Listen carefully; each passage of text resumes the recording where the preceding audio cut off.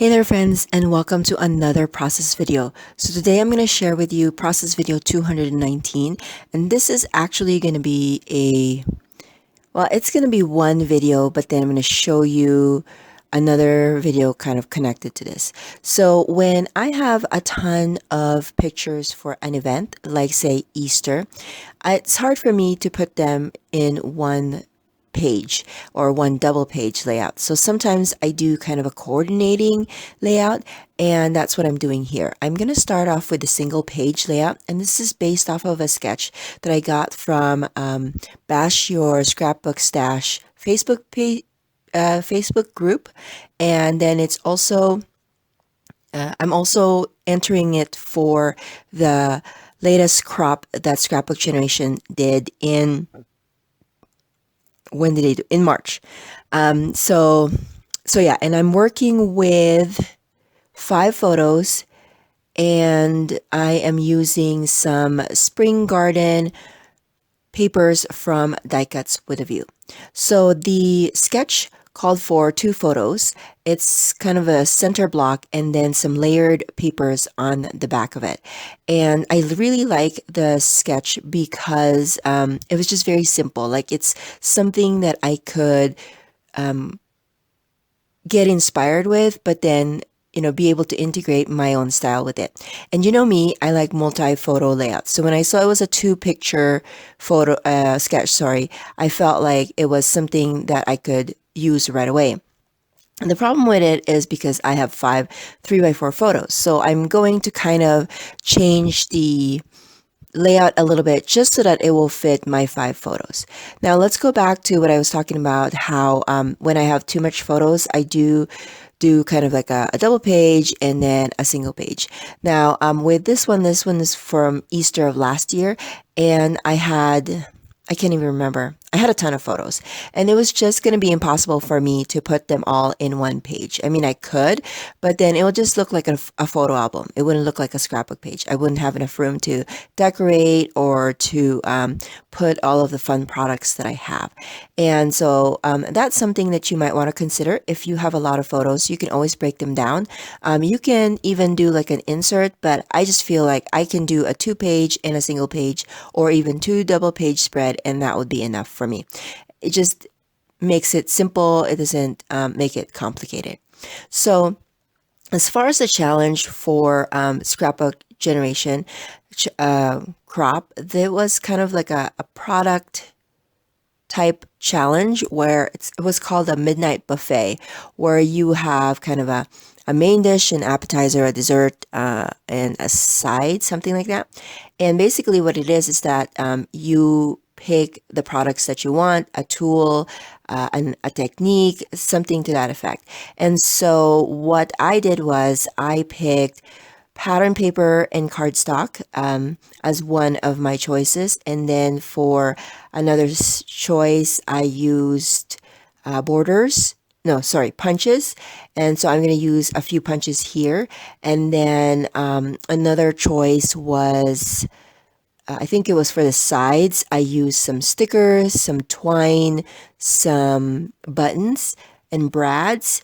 And then I think for finishing touches, which is the dessert, I used pins. Is that what else I used? Yes, I think that's all that I used. And so you're going to see me use those sets of products in this layout.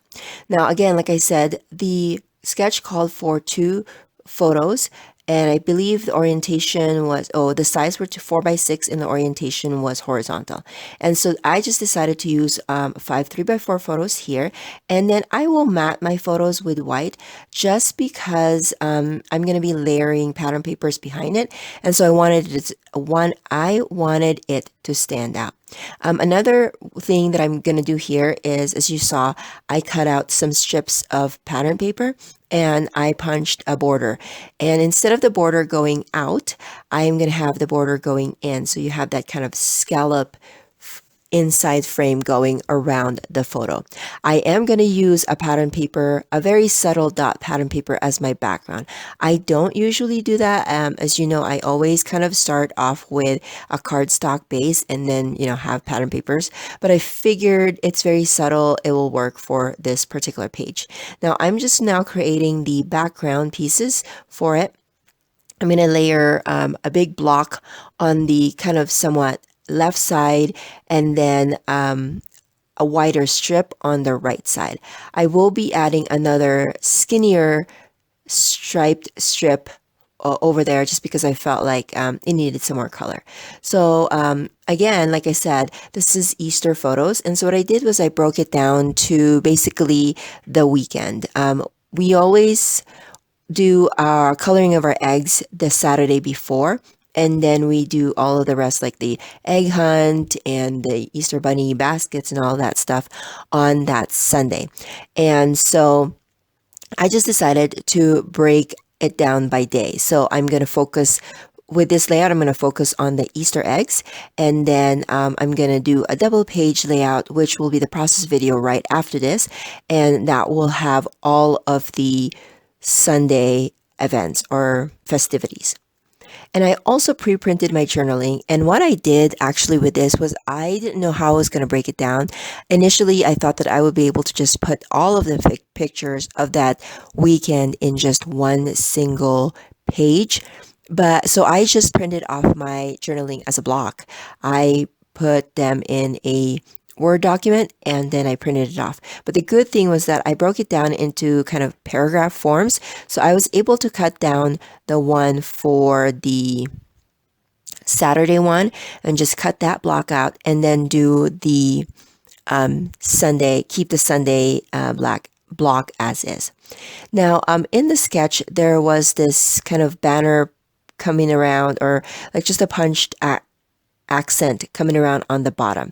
And so I initially thought that I would do a banner piece with the striped paper, but I just think that they were just too big. I could have maybe done that with just maybe my banner smaller, but I also wanted to use my punch. So that was another thing. And so I'm just kind of fiddling around. And this is where when I decided that I really like that colorful stripe, it just incorporates all of the colors from the eggs that we did. So I felt like I just needed that. So I would add a stripe to the right edge and I will cut the bottom of it. I believe I would cut it into a banner shape, the top and the bottom part. Now I did round the corners of all of the corners of the purple striped paper, or purple text paper, I should say. And then just one side of the orange paper. I felt that because of all of this kind of rectangles, again, you've seen me do this. I haven't changed my style when it came to like the little nuances or details of this layout. And so I punched out the corner of the papers just to kind of break down all of this squareness and rectangles of the layout. And also it incorporates, or it matches the round scallops that I am integrating on the borders of this layout. Now I needed a place, I needed something to house my title.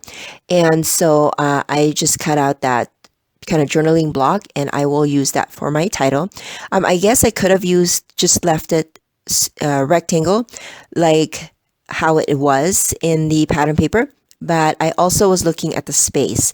I felt like if I kept the rectangle piece that it will block out the pattern, or sorry, the photo that I have on that lower part.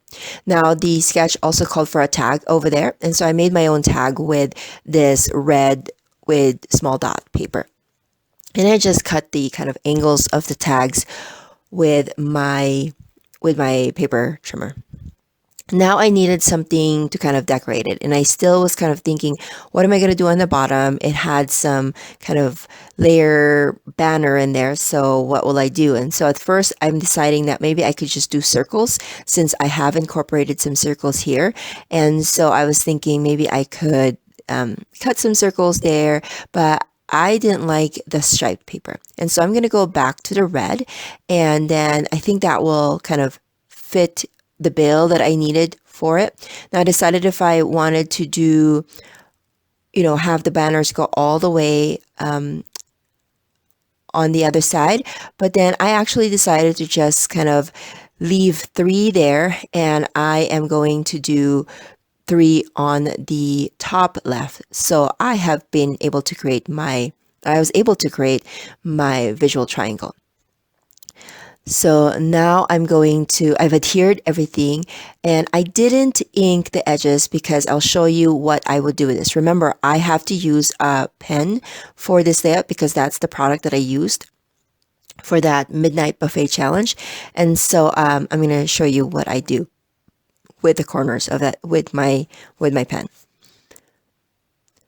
So now I've inked up all of the, sorry, not ink, but I've adhered everything, almost all of the elements. And so now I'm going to go with my pen, and I don't do this, but I know I've seen some people on YouTube that do highlight their pattern papers, but I haven't really done it. But I figured because I needed the pen as part of my product that I use, so I will do it, and I actually like it.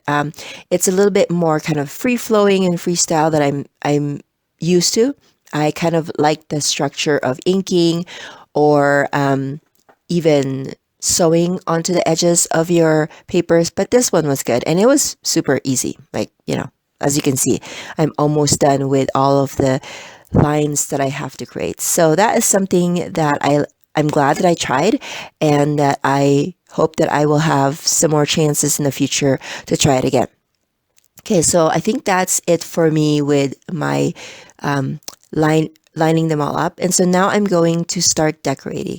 And I have, of course, a tag, and I did punch out a hole with it, which is my crocodile. And then I'm just using some twine because that's one of the choices that I picked for, I believe it's side dishes for that challenge. And because I have a twine there, I decided that I needed some kind of a twine on the top left. And so that's what I'm going to do. But first, I guess I'm going to address... Oh no, yes, that's what I'm going to be doing, is I'm going to pick some buttons. Again, this is something that I haven't used in a while, and so I'm glad that I take on challenges like this when it comes to focusing on product use, because then it helps me to use up my stash. And if you ever want to participate in a virtual crop, if you've been here in my channel before, you know that I am a big fan of Scrapbook Generation, especially with their crops. And so the only thing about it is that you have to be a member of their Facebook group, because that's the only place that I know of that they announce their crops. So I will leave the link to their Facebook group in the description box below, and I will also link the the link for the Facebook group called Bash Your Scrapbook Stash. I like them too because they provide challenges, and really their focus is bashing your scraps, or your stash rather. So if you are into that this season of your scrapbooking, I highly recommend them. So another thing that I wanted to use for this layout are brads, and I haven't used brads in at least 6 months. Yes, I like them. I own some of them. I don't own a lot, but I just never use them. I think it's because enamel dots are just so much faster to use for me, because all you have to do is stick it. You don't have to poke holes for it.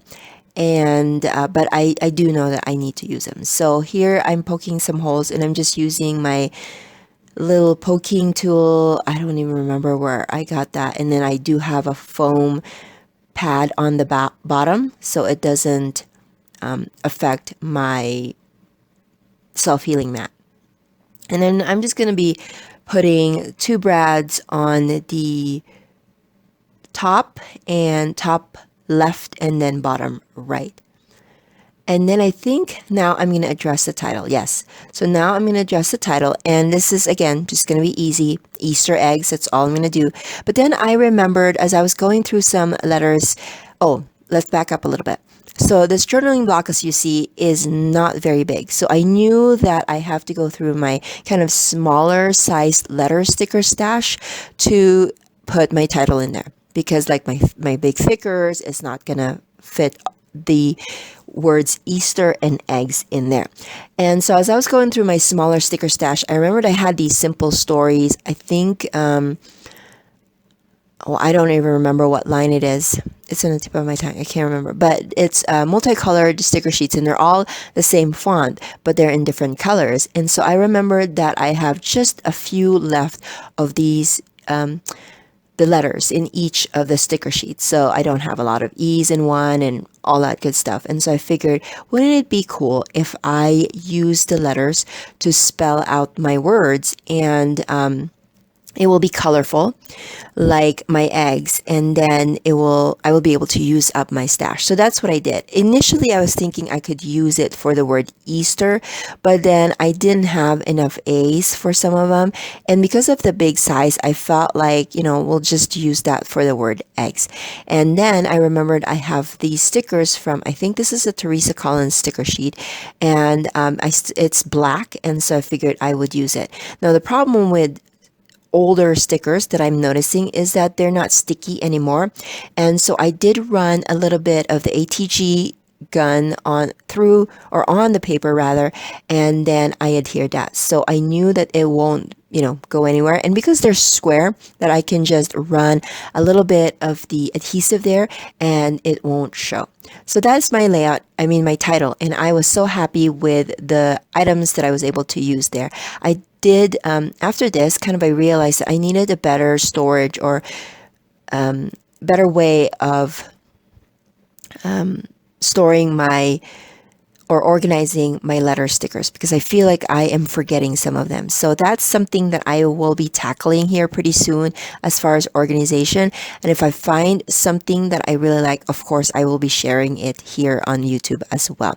And if you have any ideas on how, or suggestions on how you store your alphabet stickers, let me know, and that may be something that I will consider for my own as well. Because right now I have kind of three places where I store my alphabets.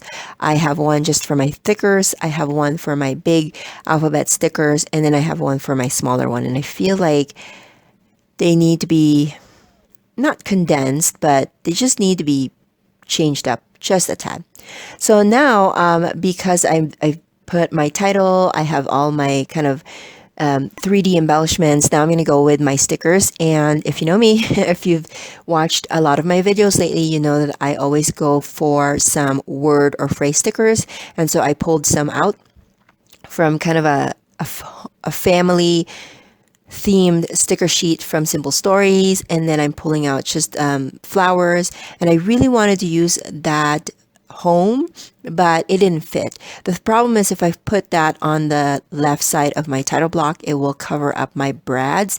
And I guess I could have just moved my brads, but I was feeling lazy at this point. I feel like I didn't want to have to poke another hole, and so I just didn't use that house. But you will see that come up on the other layout. So I think I'm getting to the last part of the process. There will be some still shots at the end of this video. If you have any questions, let me know in the comment section below. If you like these videos, please consider giving it a thumbs up and subscribing. And I will catch you guys another day. Bye!